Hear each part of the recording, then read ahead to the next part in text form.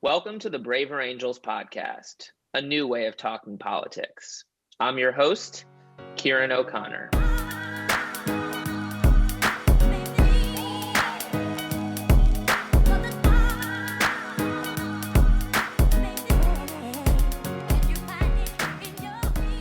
I am joined today by my illustrious co-host, Alma Cook. She's a musical artist, a longtime Braver Angel, and the Red co-chair of the Braver Angels Music Committee. As some of our listeners may know, we are not just a political conversation organization. We are a bridging organization that is increasingly trying to use music and art to bring people together across difficult and often painful divides. And so I wanted to welcome her today for this conversation, which is going to be about art and music, and in particular, theater as a device for bringing people together. So Alma, how are you doing? Welcome. Thanks, Ciaran. Thanks for the invitation. I'm doing great.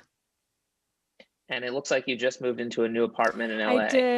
I did. Before we started rolling the camera, I gave you a preview of how much junk there is around this room, but I've cleaned it out for the cameras, and I'm going to maintain the illusion of simplicity and minimalism. Excellent. Well, let me enjoy and introduce our guests. We have Anthony Moseley and Dr. Marcus Robinson, and together they lead the Collaboraction Theatre Company, which is an organization in Chicago that tries to use the theater as a catalyst for social change, community transformation, and bringing together the North and South Side, creating cross-cultural conversation, and really using theater as a way to transcend differences and unite folks who come together from very different backgrounds. So I'm very happy to have them on the podcast today. And Anthony, why don't I start with you before we talk a little bit specifically about your work? How do you think about the idea of using theater in particular to bridge divides? You know, it's the most primary and primitive tool that we have, you know, the campfire.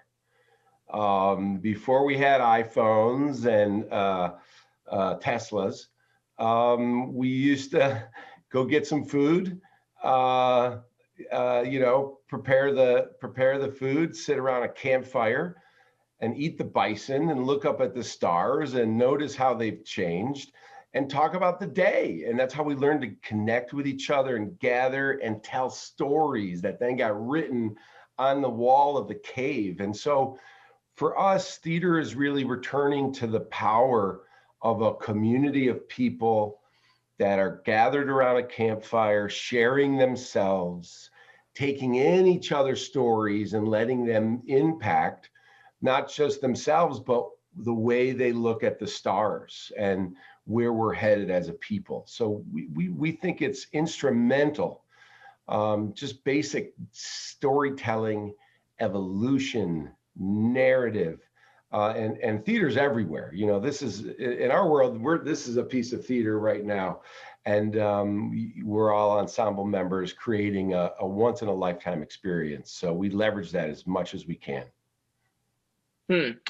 And Marcus, how does that manifest specifically in Chicago, which I know has been a very divided city in a lot of ways? And how do you think about that in the context of your work with Collaboraction?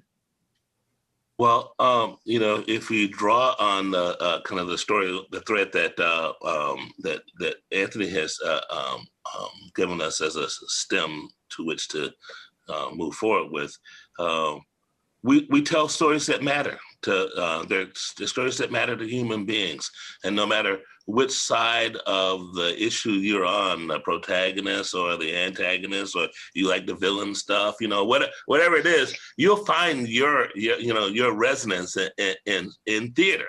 So theater writ large, you put on a great show, all people come see the great show from whatever political perspectives they might have. So it isn't that it's a blue show or a red show. Is it a great show is the question. And so the great shows, the great storytelling opportunities draw us all in. So this was one of those, so at Collaboration, it's one of those unique opportunities is to tell a great story about our town and about the struggles of our town and the opportunities of our town. And all people come to it, but they bring their differences to it. And then we have dialogue with them after the piece of art, not about specifically the piece of art, but about how the issue resonates in our lives today, and who are we in the matter of making things better if that's the opportunity. So that's how we go. And can you give a recent example of a topic that you guys have offered a production on, and then sort of use that as a way to spark conversation? Well, so you give me the hard question, because that's 100% of everything we do. But a shining example would be a production we did a couple years ago, actually led by Anthony Moseley as the kind of the lead deviser with a group of other really creative storytellers and artist activists, called Blue Island in the Red Sea. And it really was the tale of the journey through time in Chicago, from its beginning to the moment, and its participation and role and experience with systemic racism. And how did it manifest and play out in Chicago? Who were the winners? Who were the losers? Who were the stars? Who can, it's like, there are lots of great characters, man. We had all the great characters, of course. And you tell all those stories. And then the room gets quiet at the very, very end, and the lights come up, and then we open the dialogue. And folks begin to retell their family stories about where they were in that time in history, when that thing that really struck them in the story, and what it meant for them and what it means today. And then when we start talking across to each other, the village gathers around the fire of our theater, and they start talking with each other, and from various different points of view. And when you kind of hear it humanized out of the voice out of an authentic voice of someone who's experienced it, no matter where you're at, on either side of the issue, it humanizes the thing. So it's not just a piece of history, not just a story, not just a you did me wrong kind of story. It is real people had real lives, and that thing really happened. And oh my goodness, does it have to be that way? And the answer is no. Can it be better? Answer is yes. What ways can we do that? And that question becomes, what would you like to do? What do you want to do to make it better? And that's how it works. Yeah, what I'm hearing is, go ahead, Anthony. I got to tag on that, because you can't say Blue Island in the Red Sea without getting me excited. And the thing that we're trying to leverage here is this scientific reality that when you listen to a great story, or you see one unfold in front of you on TV or film, or even better yet, in a live theater with other humans, your heartbeats align, your brain activity starts to mimic that of the protagonist, and you can really lose yourself and allow yourself to take in new thoughts, ideas, knowledge, and empathy. And from that, we cultivate these conversations towards action. And it's always about coming towards one another as humans. And so in a Blue Island in the Red Sea, this is pretty wild. I can't even believe we did this. This was the setup. Act 1 takes place at a new Chicago Racism Museum, $100 million, beautiful downtown museum with the finest of everything. And in it, there's a theater. And because the new fancy museums these days, they all have theaters with 10 speakers and video. And there's a 40-minute show called We Are Each Other's Business. And that is a history of racism in Chicago show. It starts off with the native people and the colonization of the area. And eventually we go through the race riot of 1919 and Dr. King's freedom movement, Laquan McDonald. And then we kind of ask ourselves, now where do we go? And then Act 1 actually ended with the executive director of the museum getting shot by a member in his ensemble who yells, "We will not be replaced." And the executive director goes down, the whole room freezes. And then they start singing a Latin song, Dona nobis pacem, which I'm sure I would love to hear Alma sing that. I don't know. Do you know that song, Alma? Dona nobis pacem? I do. I think I actually might have done a choral arrangement. Yeah. Well, Marcus and I know the other two parts. We could do it in harmony. You just have to... With that nice Zoom latency where there's a little delay. So they sing Dona nobis pacem, Mother grant us peace. And the whole room transforms, and the stage manager comes out and she sings the last part of the song, and she says, folks, that was the first act. It wasn't real, as you know. But the second act is very real. We're going to take a 10-minute break. You can get on your phone or go to the bathroom or stay here. Anthony, the director, will be coming through that door any minute. And then the cast will show up for the first day of rehearsal.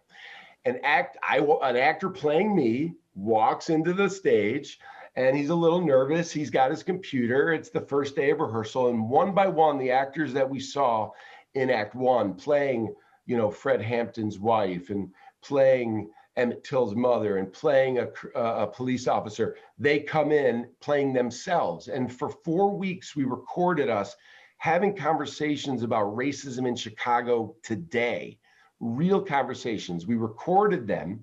And then together as a team, we edited a Google Doc, co-authored a new version of our conversation to let the audience in. And in that conversation, in real rehearsals, we had conflict between an Asian woman and some of the Black actors in the cast. And the tension that I had no idea was there exploded into our rehearsal room. And we cried, we hugged, and guess what? We came back to rehearsal the next day and we kept on working, and we didn't quit on each other. And we put it on stage for the audience to see what that looks like. And the way oppression rains down on all of us, even the white man, is impacted, greatly by this culture that we've created. And then the play ends, and Marcus, the actors all go home. They go their own way, and the lights go out. And then Dr. Marcus walks in the room and says, okay, let's talk. And the audience is so primed, because when you watch something on stage, you start to become that person. So they have been silently involved in that conversation for the last 45 minutes. And so we go for 90 minutes sometimes. It's like, we got to go. It's a Thursday night. We got to go. And in the midst of that conversation, it doesn't matter where you were born. It doesn't matter where you live. It doesn't matter how much money you have. And we believe that is a special thing. And we're looking to do that more nationally on different platforms and strategically with partners. That sounds like an incredibly powerful performance. And I think the strand that I hear through all of this is the power of storytelling to reveal who we are in a way that's unique to us, in a way that's vulnerable. And so, Alma, I wonder, when you're hearing that, how does that relate to how you think about art and why you got involved in Braver Angels, and why you think the music committee has been such a success? I mean, we launched a songwriting contest, and I think we got hundreds of submissions, way more than we thought we would. Oh gosh, my stomach I have butterflies from that retelling, Anthony. Thank you so much for sharing that, first of all. Ciaran, to answer your question, what's buzzing in my brain right now is what Anthony said earlier about the scientific reality of storytelling's ability to disarm people. So when you're in an argument with somebody and you're talking about an issue, doesn't matter what it is, if you get a little bit heated and you're speaking in terms of logic and facts and trying to parse historical realities and so forth, your fight or flight instinct kicks in. Your amygdala is like, oh, got to defend myself. And you lose your ability to appreciate nuance and take in new ideas and think in a way that's actually constructive to having a dialogue and learning candidly from the other person. And so I think really the role of art is in bypassing that very base instinct that we all have to go on the defensive as soon as somebody starts attacking our beliefs, or as soon as we perceive them to be attacking our beliefs and our identities and so forth. So music, much like theater, is well tooled for that, I think. And I'm stammering because I'm just so stunned thinking about what those conversations must have been like in that theater room, and really through all the efforts that the music committee has, which we can get into or not, depending. Our goal is really to do that same thing, flip that same switch in people's brains that causes them to become more invitational rather than, aggressive and on the offensive.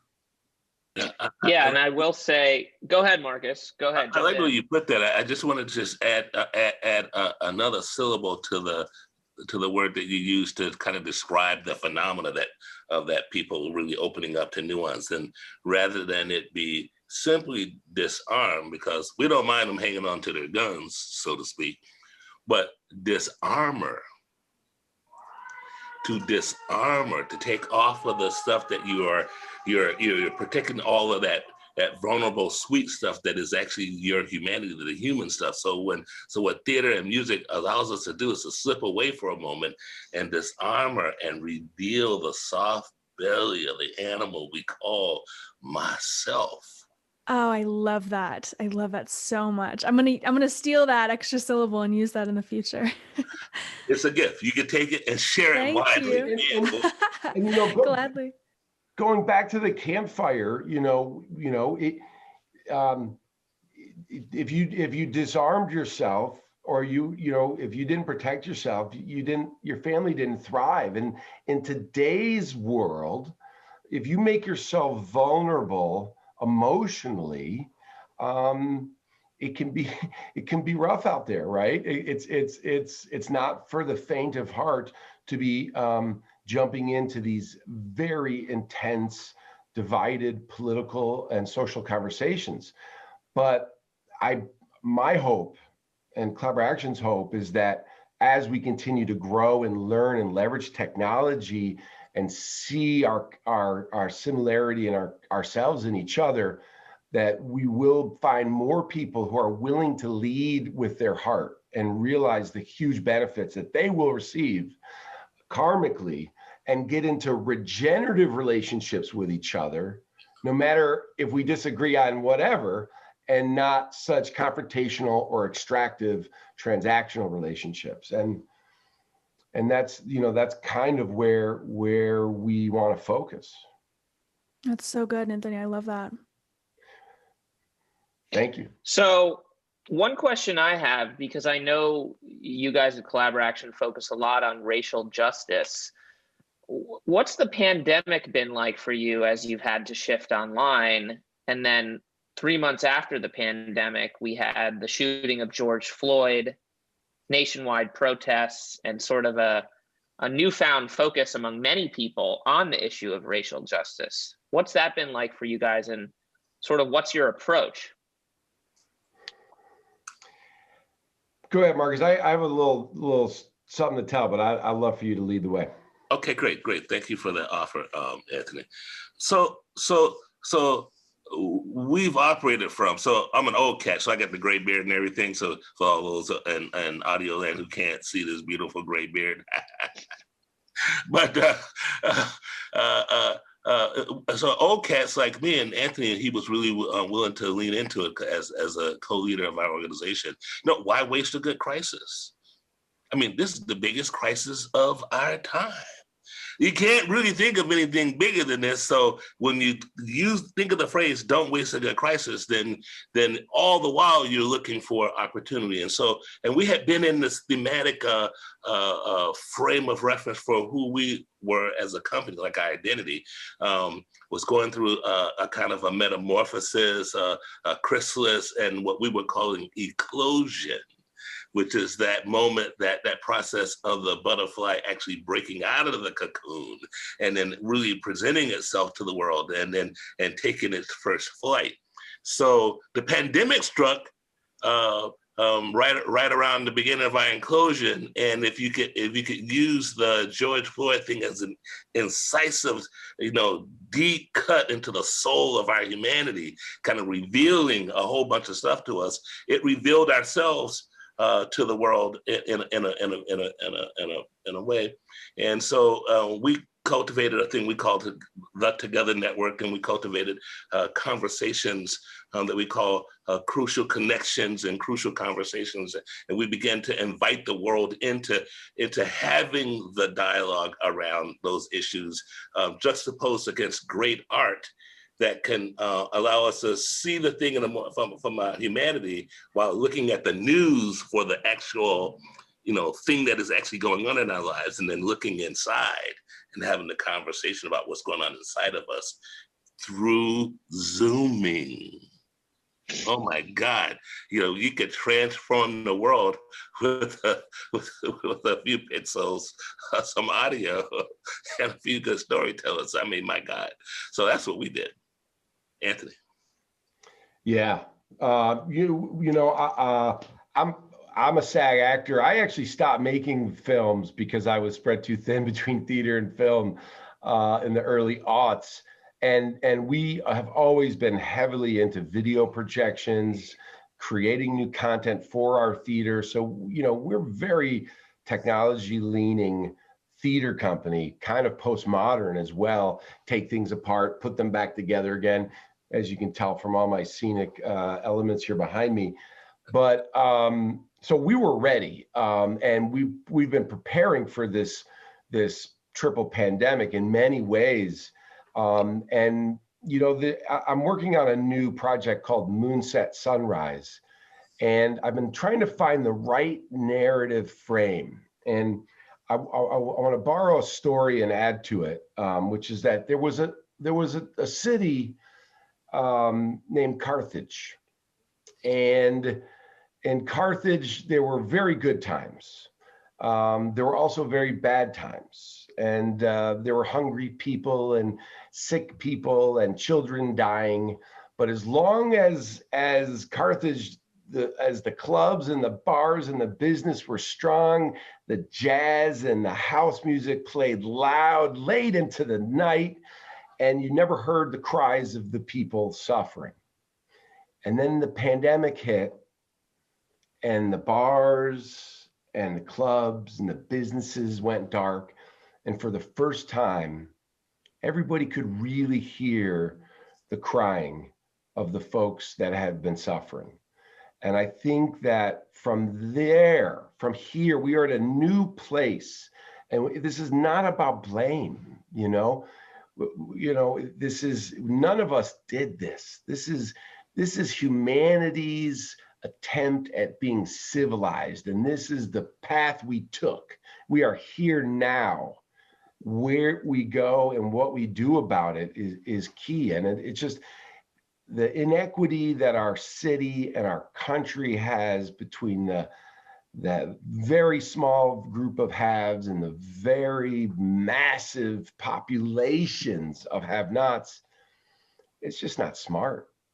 It's not good business. It doesn't make for good dinner tables. And we can do better, and we will, and we are. And technology is the game changer as we talk on Zooms from our various parts around the world. And, 2 days today equals the full amount of data up to 2003. Soon we will get to a point where the amount of data in each day is much larger than the day before.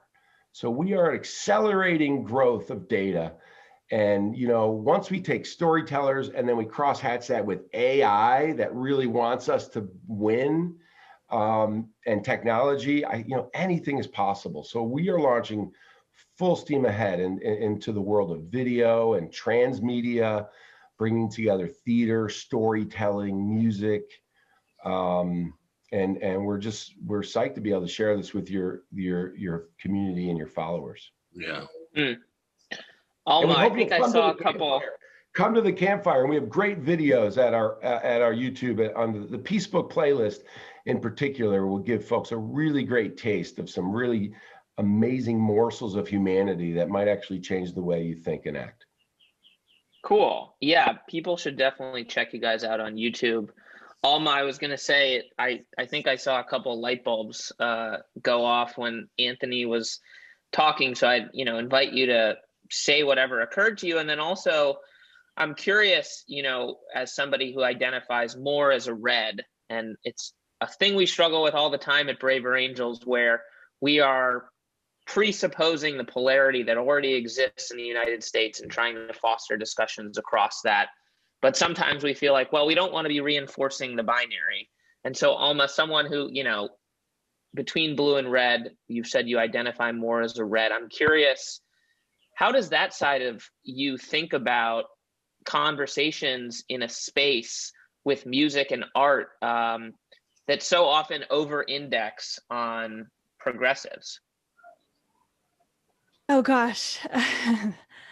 I don't know where to start even talking about this. And part of it is because I have become used to being kind of accosted anytime I open my mouth about this, because you're right. The artistic circles are very, very heavily, deeply blue. God bless all of them. I love my blues friends. They're wonderful. As Anthony was talking, I don't know exactly what light bulbs you're referring to that you might have seen flicker across my face, but when he's talking about inequality, my economic brain kicked in and I'm like, well, that's a complex issue. I wonder how he's portraying that on stage. I wonder if he's doing justice to the things that my libertarian brothers and sisters would posit as, the real story, or at least a critical part of the story that's going on. And it did make me think a lot about how isolated I sometimes feel in the arts world as somebody who is conservative, libertarian leaning, and how when complex issues are talked about from the stage, through theater, through song, through film, they're kind of blue washed. If there's a conservative character involved in some tale that we're telling, we, in order to make them a protagonist, a progressive filmmaker or, stage director might give them certain qualities, might check certain boxes that would essentially make them a progressive and erase the very conservative identity that makes them distinct from their blue brothers and sisters. And so my cynicism was kicking in as Anthony was talking, if I can be honest with you, Anthony, because I thought to myself, gosh, I can't imagine, I've just simply never seen justice done to that story of inequality in the arts world. And I don't know exactly how to fix it. I'm at as much at a loss as anybody, but candid about my emotions. Maybe you want to react to that, Anthony. Oh yeah. I mean, I agree. Hollywood, right? It's a money machine. It's a clique of wealthy, mostly white folks that perpetuate, a huge business model, and they'll tell whatever story they need to tell to sell tickets. So that's why we really deal in authentic voice and more documentary and nonfiction material, because we're not looking to falsify history or make things attractive to a pop culture addicted blue population. We really want to look in the mirror, and the reality is that when I look in the mirror, I don't even see this guy that you see. I see a version of myself like maybe 7 years ago, a little thinner and a little less gray. And then every now and then I'll go, whoa, that's what I look like. So sometimes we need someone to stand next to us when we look in the mirror, and then we can just put the mirror away and look at each other and say, hey, what if we started our discourse with compliments, Mm-hmm. Like we have to. In Italy, they have 50 political parties, Alma, you and I probably agree on way more than my mother and I do, for example, and she's a hardcore Trump supporter, and maybe not, I don't know, but And you know, in my early days in Connecticut, I was a small government Republican until I hit my 20s and became a theater actor in Chicago. So really, I think the key here is that we put down the armor. You know, we try to stop putting things in each other's words in each other's mouths, and you know, as my friend Tony Dunbar said, you know, I have one mouth and two ears. So, you know, sometimes you got to use those two ears and really listen to one another. And that's the only way that we're gonna create a beloved community for everyone to succeed. And we have to look at an abundance model, not a scarcity model. Like, you know, my brother and sister's success does not take away from me. 100%. You know, and we have enough resources on this planet, and we got enough technology. If we can just help the people that are at the bottom just have the hope and opportunity to have a job and a future and an education, oh my God, the potential is unlimited. And we think arts and storytelling is the asset that can make the difference, along with technology. Yeah, I completely agree. One thing came up as you were sharing at the beginning about rooting your productions in fact and history. And this is something I've thought about a little bit more recently because I'm dating a gentleman who is, oh my gosh, he reads more books than I knew was possible. He's like 8 books at a time, and he loves history. And through him, I've really learned, man, there is no objective history. Right. History is always told from a certain point of view. Right. And so, I mean, even there, like, even if we do our very level-headed best to root our portrayal of history in fact, there is no fact when you're looking back, because you're always looking back from a certain perspective. Yeah. So that's one thing. So it becomes about curating whose voices you will share and having a diverse, honest collection of voices. Yes. And I think that leads me to my question for you, if I can fit a follow-up in here, which is how do you convince conservatives that this is a safe, quote unquote, safe space for them, where they will be appreciated and respected, not because there's some blue washed version of a conservative that is basically a progressive with a Republican name tag on them, but because they're actually, you know, distinct people with maybe some of those small government beliefs that you may have held yourself back in Connecticut? Yeah, if I could chime in on that one, please do, Marcus. I would say this. You know, so you know, if you use theater as a metaphor, so when we come into this to the stage area before the production begins, it's a black box. It says there's nothing there, and we consciously put there what it is that we intend for it.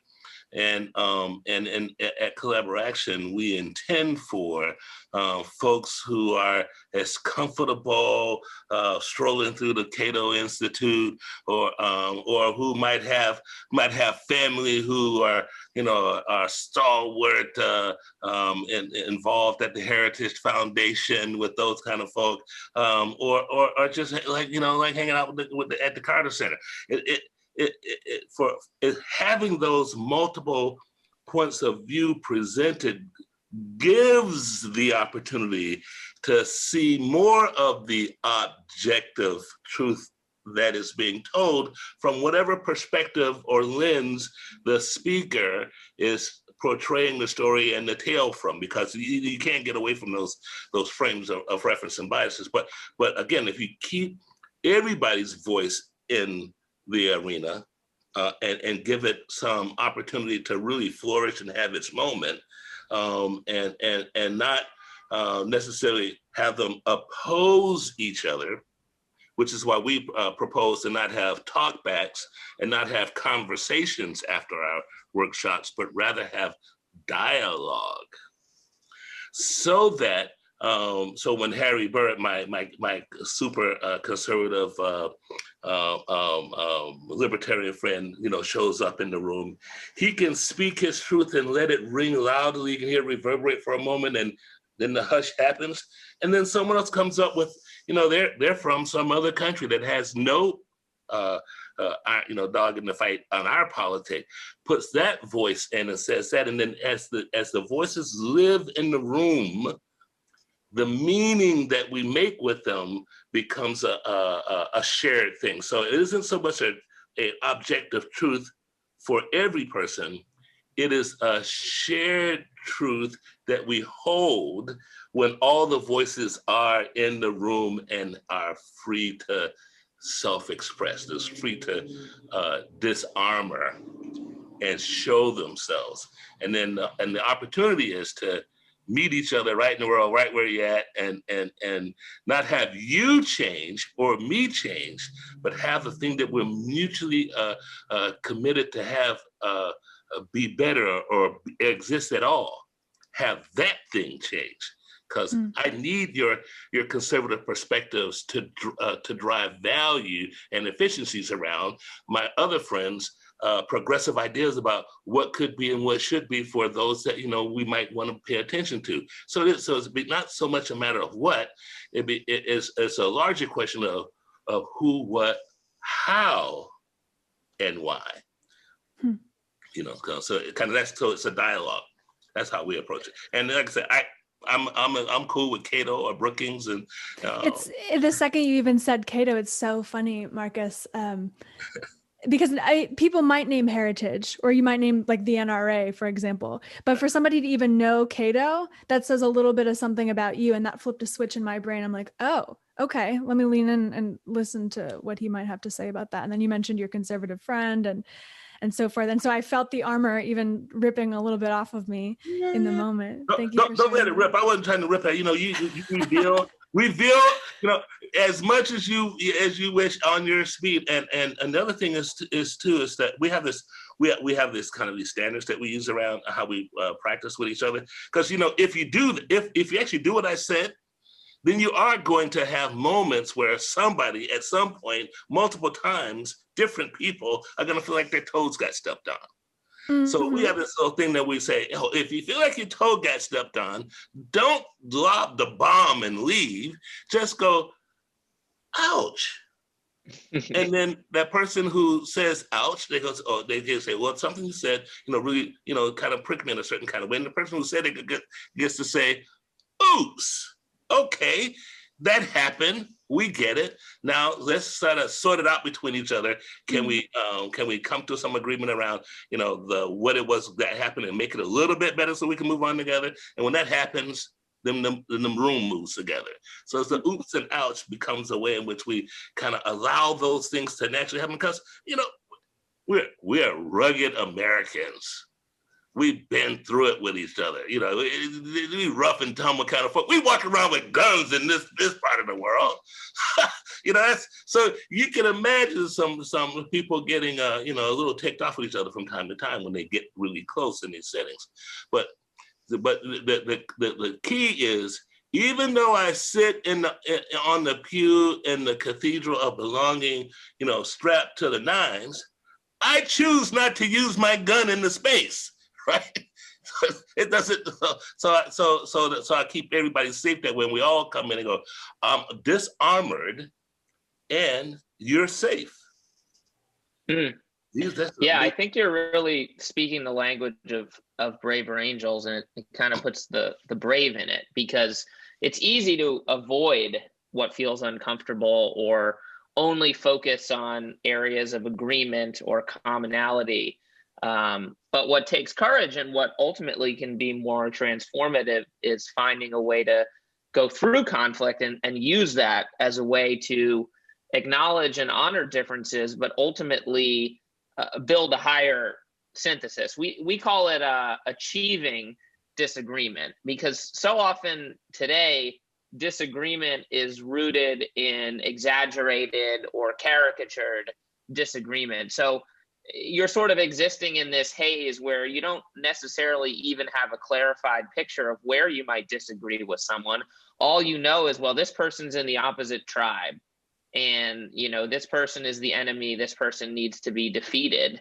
And we've seen the logical endpoint of that kind of thinking, which is violence. And I think at Braver Angels, we are trying to facilitate conversations that, you know, toes will get stepped on. And that's okay. That's sort of a natural point of bringing people together who come from very different places. The other thing that came up for me in the recent conversation is sort of the power of language. Because I think oftentimes liberals and conservatives these days are just sort of speaking different languages where they have different code words and different trigger words that sort of set them off. And I think we found that to be true in music too. You know, there's definitely music that sounds blue, you know, that sounds like Kumbaya, and conservatives might, you know, roll their eyes. And then there's music that sounds red, you know, music talking about freedom and the flag. And at one of our first workshops, we actually had a performance after the workshop where we had Peter Yarrow, who was in Peter, Paul and Mary, Puff the Magic Dragon, sort of the, you know, epitome of a longtime blue music activist. And then we had this guy, Richard Lynch, who's a country music star from Nashville, and was actually hosting the workshop in his barn in Southwest Ohio. And right as you walk in the barn is this big "Don't Tread on Me" poster. So you walk in and you sort of immediately know where you are. But, you know, Peter and Richard came together on stage, and the fact that they were so different actually lent the performance such a vibrancy that it wouldn't have had if it was just, you know, two folks, you know, singing an old protest song, or two country music stars coming together to sing, you know, "Stand by Your Man" or whatever it is. And so, Alma, I wonder for you, as we increasingly polarize, as we increasingly tribalize, you know, is there really, you know, red music and blue music? Is there red theater and blue theater? And if so, what is the approach that can sort of universalize it, where you are honoring people's attitudes, but you're not alienating folks off the bat so that they never even come into the room? Mm-hmm. I would start by saying that I think that most art that's super on the nose, either red or blue, is usually not the best art. I'm sure you could find an example of something that's just fantastically blue or fantastically red, but that's not usually the stuff that I like to listen to.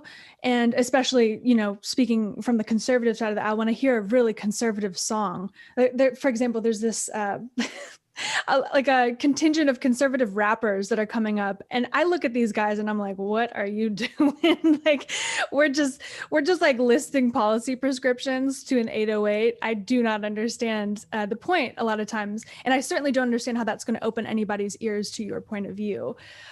So yeah, I think that there is red blue art, but it's not usually where, you know, those aren't the productions that people are really talking about. I also was reminded of a particular song. Is it Eric Church? He had a song, I think maybe he released it last summer, called "Put That in the Country Song." And in this song, he goes into all of these issues that he feels the country music industry has swept under the rug. And there's all these little vignettes of, you know, so-and-so is working this job that is so taxing on their body and not paying them well enough. And, oh, here's the story of a teacher. And I heard that song and I said to myself, that sounds super, super blue. But then I mentioned it to a friend of mine in North Dakota, one of my colleagues in the oil and gas industry where I work. And he's like, I don't know. I mean, he's super Trump supporter, way more red than I am. And he's like, I don't know, it didn't sound that red to me. Like, it just sounds like a, you know, blue collar situation. And you could argue that that's actually a conservative song. And it stunned me a little bit because my lens is so, you know, I am just so guarded all the time. Like the blues are out to get me. The blues are out to get me in the music industry or in the arts, that I wasn't able to see that this song was actually a lot more nuanced than I thought it was initially. So these are questions that we're working through, particularly in our songwriting community at Braver Angels. We have this thriving group of songwriters who like communicate with each other in a Facebook group. Feel free to contact me at alma@braverangels.org if you want to join that group. And they have what's called a song square every month. They introduce music that they're working on, and then they discuss questions exactly like this. I think this was actually a recent question that they discussed amongst themselves. So I don't know. I don't know that there's a straight answer to it, but it's certainly a fun tension to navigate. And I've enjoyed doing that with the committee and the songwriting community. Yeah, well, I think it's one that will continue to be an issue, but oftentimes I found over the course of my time at Braver Angels that I enjoy being challenged in a way that I didn't before. My background is a blue. I worked in Democratic politics. I was on the Obama campaign, which is when I lived in Chicago. I was on the Clinton campaign.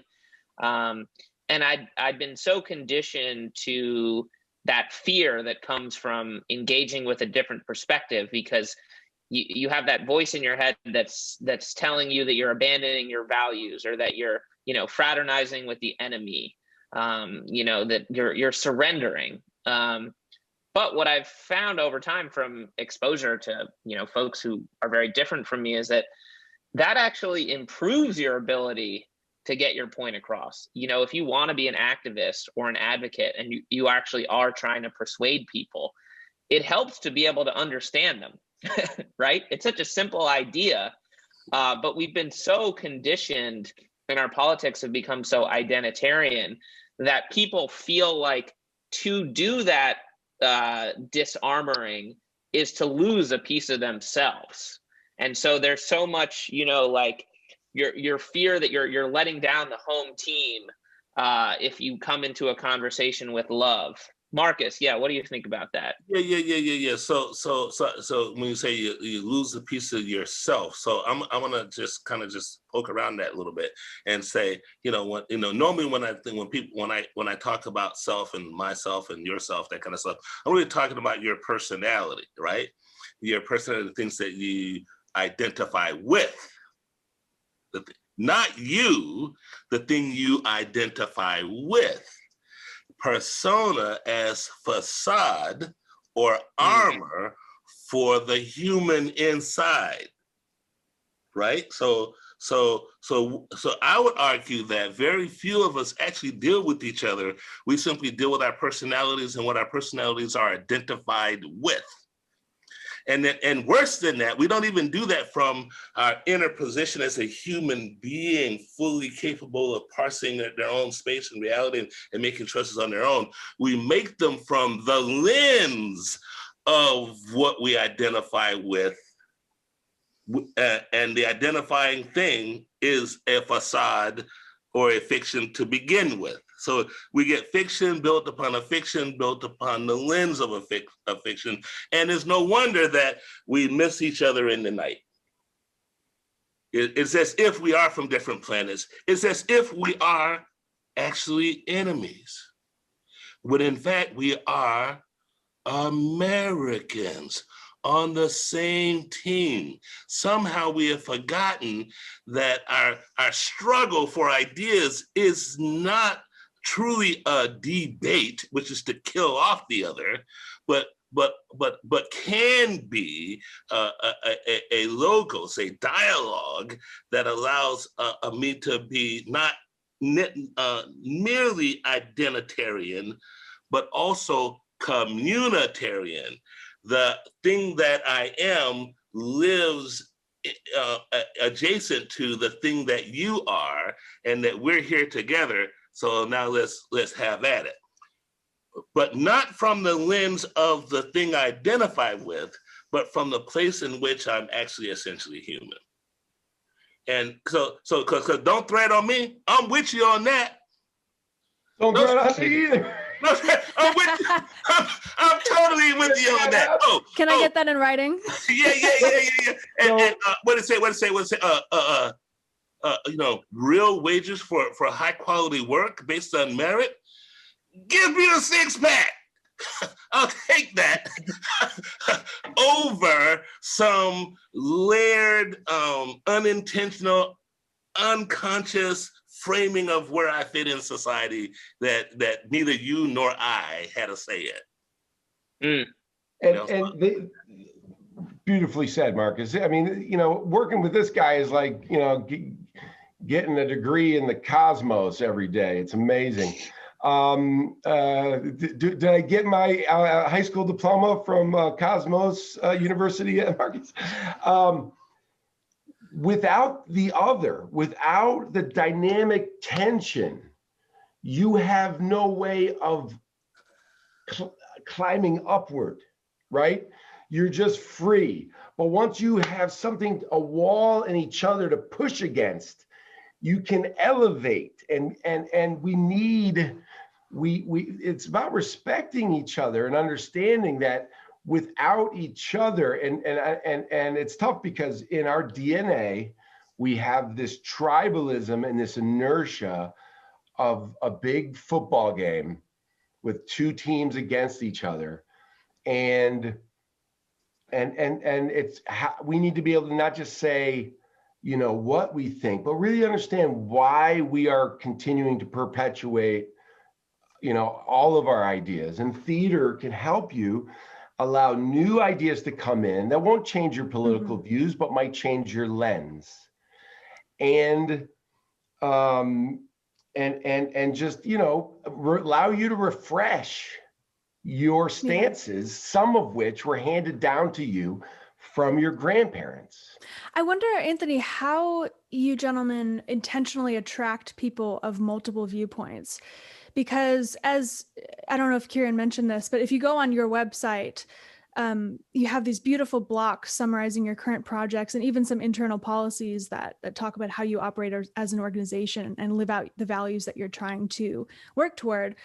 I don't imagine that there are too many conservatives who look at that website and say, oh, this is the place for me. Let me go to one of these productions. Let me see what they have to offer, because Anthony will surely appreciate the tension that I'll bring to the room, right? What are you doing to signal to people who might feel like they're otherized, that they are welcome, and not just welcome, but needed? Yeah, that's a good question, and it's a hard reach, no matter which way you go. If you ask me, I'll be asking that same question of how do we get more of our blue folk to show up and actually pay for a ticket and sit in the seat, for 12 weeks, 5 shows, 300 seats. So that's a problem all by itself. But I think I would speak, this part of it is that what I try to be and what we try to put forth at Collaboration is to be super clear about who we are. Like, this is who we are. This is what we do. These are the stories we tell. This is the place we come from. All are welcome to participate with us. And then we practice inclusion and equity and making sure all voices are heard as a practice when we're in the space. But it will take a pretty brave human being or someone interested in the subject matter of the thing that we're talking about at the time, that they have a self-generated interest in it, and then they see us as an asset in them acquiring more of what they want that in their interest. So it wouldn't be a place that I think that anybody in the corners of red or blue or apolitical, because you're in the corner, like really that way. It's not a place where people will automatically come by our page and go, oh, that's for me. It won't be that. It'll be, these folks are talking about vaccines today. And vaccines are important to me from one side of the angle or the other. And then when we have a panel discussion, we have panel discussions there where people actually are holding, anti-vacciner views versus, you should go out and get one tomorrow. I actually have two if they're late. So you can have all of that in between, so that it's not us telling you what to think. We're showing you, here's what is going on in our collective space. You look into it and see into it, and then look into yourself about that. And then if you like, we've got another 30 minutes at the end of the show to talk about it, where you can actually come back out and say that. And we've had some folks that have been rugged on the taking us to task on either side of okay, not blue enough, too centrist. Just try being a centrist today. You think being blue or red's hard? Don't show up like you Prince, baby. Purple. Oh my God. It's very true. Yeah, we get it. I mean, Marcus, you're speaking our language too, because a lot of times people, when they hear about Braver Angels, they think we're a centrist organization. They're like, oh, you're trying to depolarize America. You must want everyone to just meet in the mushy middle.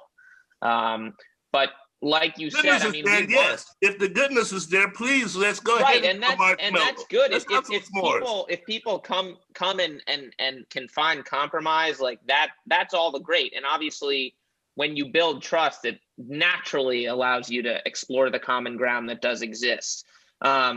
But we also encourage people, you can wear your partisan hat. We want hardcore socialist, social justice activists, and we want, hardcore Trump supporters. As long as people are coming in good faith, we want people to feel like they can be who they are. And so I think that really resonates with me. And I think that might be a good place to wrap up the conversation. But before we do, Anthony, maybe you can just tell our listeners, what's the best place for a curious listener to go to find out more about you guys? Well, you can definitely go to our website. Our YouTube channel has a ton of content, and catch us on the third Thursday of every month on Crucial Connections, where Marcus and I co-host a monthly hyper-local thinking global show, taking on our most important issues. And yes, we are an artistic company, but for us, all the issues of our modern day are raw ingredients for theater. And we'll be looking at our upcoming show in April is about Vaccination Nation. Our upcoming show in May is about the American beauty bias. I mean, it doesn't matter if you're red or blue. I think we can agree that the beauty standards of our country are not always healthy, and they're very driven by a white male design and power. And so we're taking out all of those things, and we hope people will get on our email list at collaboraction.org and curate the things that attract you. And to go back to what you said, Alma, you're very right. Like, just going to our website blind, you might go, I don't know what speaks to me.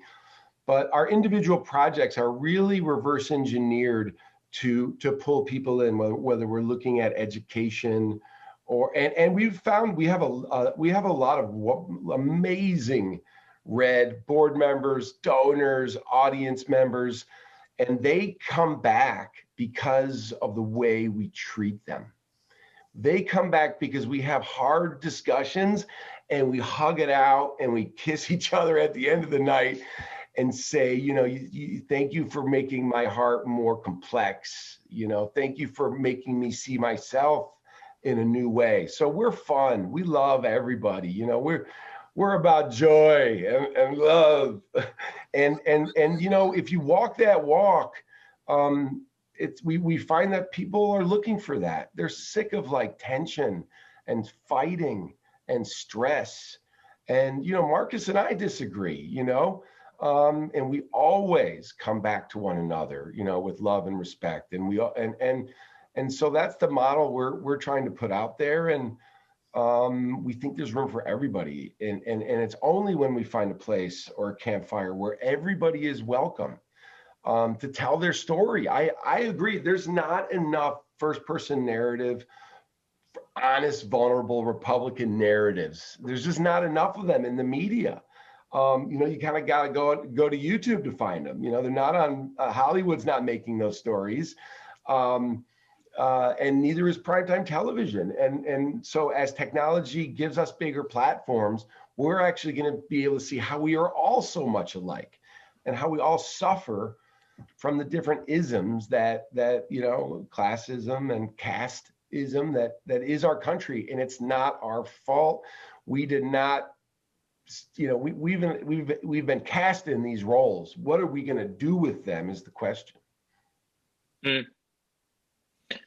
Well, Anthony, Marcus, thank you guys so much for coming on. I just feel like there's so much natural overlap between our organizations, and particularly the work that Braver Angels is starting to expand in music and art, which Alma has been such a crucial leader for us. And Alma, I appreciate you joining us and, bringing your full self and asking tough questions, because again, it's Braver Angels. The courage that we need to bring to these conversations is often just as key as the respect and empathy and compassion that is also needed.